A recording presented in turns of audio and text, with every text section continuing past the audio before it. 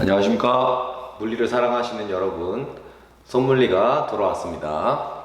자, 이번 시간은 우리가 물질과 전자기장 2단원 물질의 자기적 특성에서 물질의 자성에 대해서 한번 알아보도록 하겠습니다. 그래서 물질마다 그 자기장을 외부에서 작용해 주었을 때 나타난 특징들이 있는데 그 특징들이 어떤 것인지에 대해서 한번 알아보도록 하겠습니다. 자, 학습 목표를 한번 볼까요?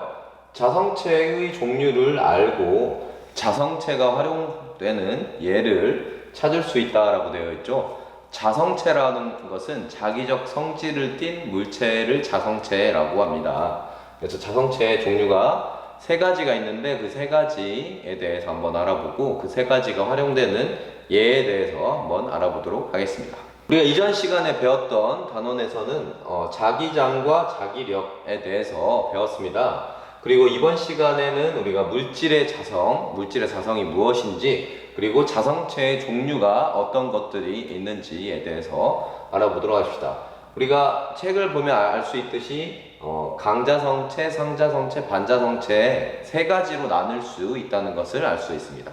자, 그래서 자성체는 강자성체, 상자성체, 반자성체 이렇게 세 가지로 우리가 나타낼 수 있는 것을 알 수가 있습니다. 자, 생각 나누기 도입 영상을 한번 보고 올까요?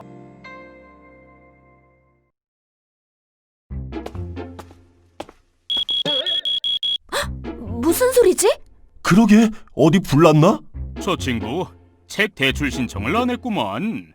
아, 헐, 19금 책이다. 어머, 정말이네? 어떡해.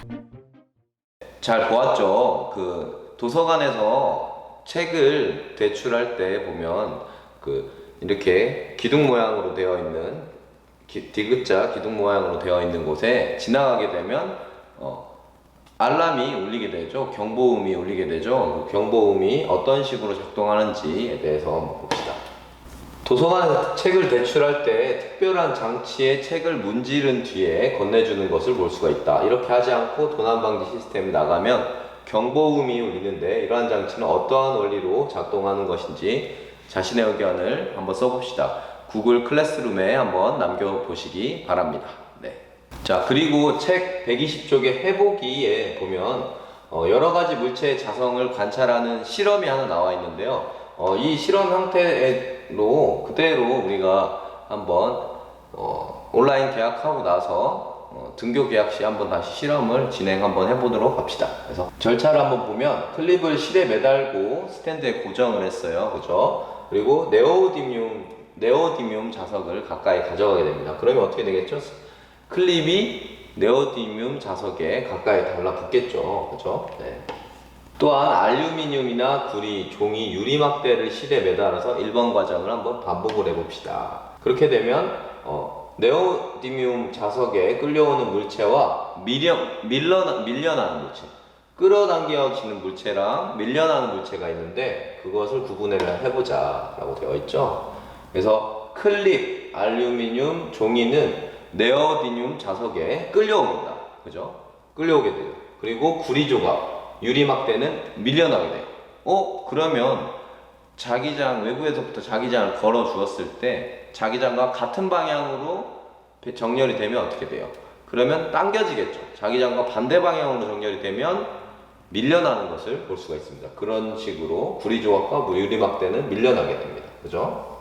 자, 자성이라고 하는 것은 물질이 우리가 자석에 반응하는 성질로 자성을 띠는 물체를 자성체라고 합니다. 그래서 우리가 N극과 S극, 그 물질 내부의 원자 상태로 들어가게 되보면 N극과 S극의 방향이 배열이 된다는 것이죠. 그래서 그 물체는 자성이 띠고 있다라는 것을 알 수가 있습니다. 그래서 자기화라고 하는 것은 원자 자석이 외부 자기장에 의해서 일정한 방향으로 정렬이 되는 현상입니다.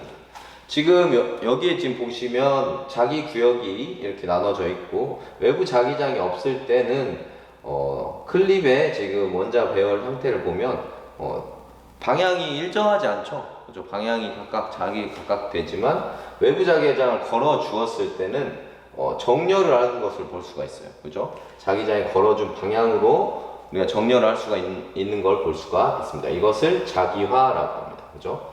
그래서 자석에다가 클립을 댄 다음에 클립을 가지고 또 클립을 이렇게 자석을 오랫동안 오랜 시간 동안 클립에다가 접촉을 하면 클립 또한 자석이 되는 것을 우리가 확인할 수 있었어요. 그래서 클립으로 클립을 붙이는 이런 놀이를 어렸을 때 많이 해봤던 것이 기억나죠? 네. 그래서 외부 자기장과 강자성체의 자기구역에 대한 교과 개념 자료를 한번 살펴보도록 합시다.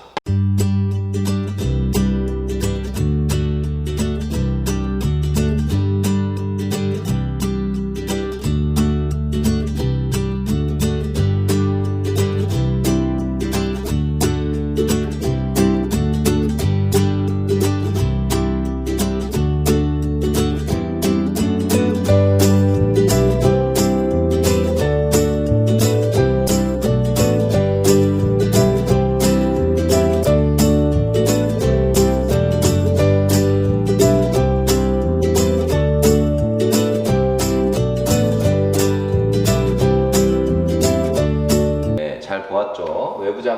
외부 자기장과 강자성체의 자기구역에 대해서 설명을 해주었어요. 그죠? 또한 물질의 자성에서 자기화 정도에 따라서 강자성체, 상자성체, 반자성체로 구분을 할 수가 있습니다.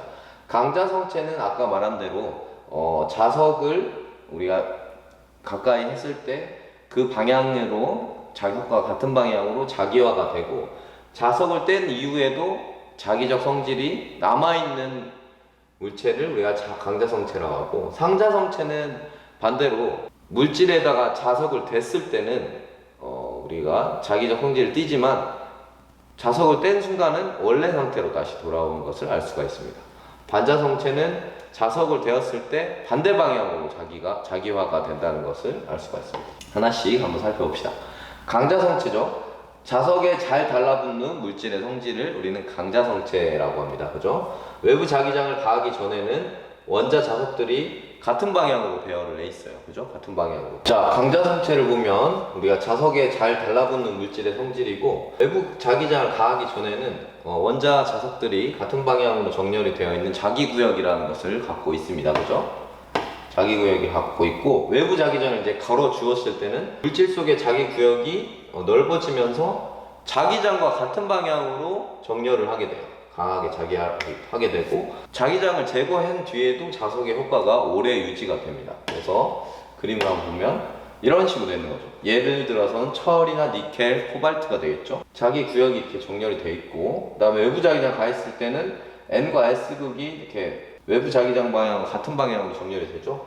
자기장을 제거했을 때도 역시 남아있다라는 것을 알 수가 있습니다. 상자성체라는 것은 자석에 어느 정도 붙지만 그 정도가 매우 약한 물질의 성질을 상자성체라고 하고, 외부 자기장을 가하기 전에는 자성을 띠지 않습니다. 그죠? 외부 자기장을 가하게 되면 원자들이 부분적으로 외부 자기장과 같은 방향으로 약하게 자기화가 일어나는 것을 알 수가 있습니다. 그래서 외부 자기장을 제거하게 되면 자석의 효과가 바로 사라지게 되어버립니다. 그래서 종이나 알루미늄 등이 이런 식으로 외부 자기장을 외부 자기장을 가했을 때, 외부 자기장을 제거했을 때 다시 원래대로 돌아오는 것을 볼 수가 있죠. 상자성체와 강자성체의 차이점은 외부 자기장을 제거했을 때는 원래 상태로 돌아오는 것은 상자성체고, 그대로 외부 자기장의 상태를 유지하는 것을 강자성체라고 알 수가 있습니다. 그죠? 반자성체는 마찬가지로 자성을 띠긴 하지만 자석에 의해서 반대 방향으로 자성을 띠게 돼요. 그래서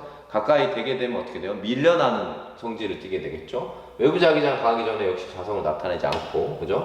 외부 자기장을 가할 때는 원자 자석들이 외부 자기장과 반대 방향으로 자기화가 됩니다. 그죠? 자석의 효과가 바로 사라집니다. 이것도 마찬가지로 외부 자기장을 제거했을 때는, 그죠? 그래서 구리나 유리, 플라스틱, 금, 수소, 물 이런 것들이 반자성체라는 것을 알 수가 있습니다. 우리가 쉽게 볼 수 있는 수소나 물이, 금도 역시 반자성체라는 것을 알 수가 있습니다. 그렇죠? 자, 그래서 강자성체와 상자성체, 반자성체를 비교한 개념 자료를 한번 살펴보고 오도록 하겠습니다.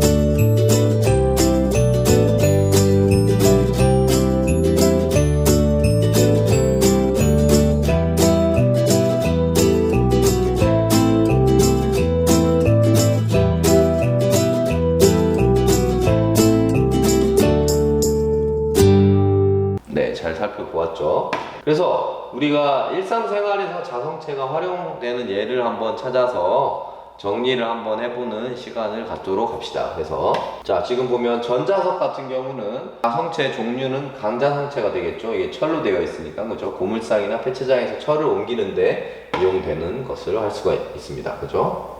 그래서 모든 별로 한번 정리를 해보자고 했는데 한 가지씩 정리를 해서 구글 클래스룸에 한번 올려보도록 하겠습니다. 영구자석 같은 경우는 강자성체겠죠. 당연히 자석 물질이 외부에 강한 자기장을 가해서 물질 전체의 자기화가 한 방향으로 자기화가 되는 것을 말하는 거죠. 그죠? 자기부상열차라는 건 뭐예요? 자석과 자석을 이용해서 우리가 열차를 띄우는 거죠. 그죠? 띄워서 열차 바닥에 코일로 된 모터와 선로에 전자석을 설치를 해서 모터와 레일이 밀고 당기면서 진행을 하는 거죠. 그죠? 그래서 나아가는 거죠. 그죠? 여기 선로에 지금 보면 선로와 코일에 전자석을 설치를 하는 거죠. 그죠? 도난 경보기 같은 경우는 이런 식으로 되는 거죠. 문이 열리면 회로가 차단되면서 회로가 차단된다는 것은 그에 의해서 2차 회로가 연결돼서 경보가 발생한다는 거죠. 차단되면서 자기장의 변화가 생기니까 그것에 의해서 금속 막대에서 신호가 발생하는 거죠. 그죠? 네. 그래서 전자석이라는 것은 우리가 솔레노이드 내부에 강자성체를 넣고 전류를 흘려서 내보내서 만든다는 것. 그리고 영구자석과 달리 전류가 흐를 때만 자석에 성질을 띈다라는 것. 그죠? 지금 보시면 솔레노이드가 이렇게 돼 있죠? 그죠? 솔레노이드가 됐고, 그죠? 솔레노이드에 전류가 흐르면 강자성체 내 같은 방향에 가는 자기구역이 넓어져서 강한 자기장을 띈다라고 되어 있죠. 이 부분이 강한 자기장을 띠게 되겠죠. 그러면 이 철이, 그죠? 이 철이 그대로 자기화가 되는 것이죠. 그죠? 자, 도서관 도난 방지 시스템. 우리가 아까 봤던 거, 그죠? 책에 붙어 있는 강자성체 가문 테이프의 원자 자석을 이용해서 도난 경보를 발생을 시킵니다. 그죠? 고무자석 같은 경우, 자기 구역이 여러 방향으로 자기화되어 있고, 뒷면에 N극과 S극이 모두 배열되어 있다. 그죠? 수많은 자석 조각이 반대 방향으로 좁게 배열되어 있어 자기장이 부분적으로 반대 방향을 띈다 라고 되어 있죠. 이런 거 자석 퍼즐 같은 거 우리 많이 봤죠. 그죠? 우리 많이 봤어요. 하드디스크도 마찬가지로 우리가 자기화에 의해서 정보가 기록이 된다는 거죠. 여기 지금 보면 이 헤드에 코일에 전류가 흐르게 되면 여기 지금 표면의 이 부분은 이 디스크 표면은 자기화되어 있다는 걸 알 수가 있어요. 정보를 저장하기 위해서 자기장의 디스크가 자기화되면서 정보가 기록이 됩니다. 그죠? 그래서 물질마다 서로 다른 자성을 갖는 까닭은 무엇일까? 그죠? 원자 자석 또는 자기구역의 방향에 그러니까 자기화 정도가 서로 다르기 때문에 서로 다른 자성을 갖는다. 그러니까 서로 약하게 자기화가 되는 거는 상자성체가 된다는 거고, 강하게 자기화가 되어서 외부 자기장을 뗀 이후에도 자기화가 된다는 건 강자성체라는 것을 알 수가 있죠. 그죠?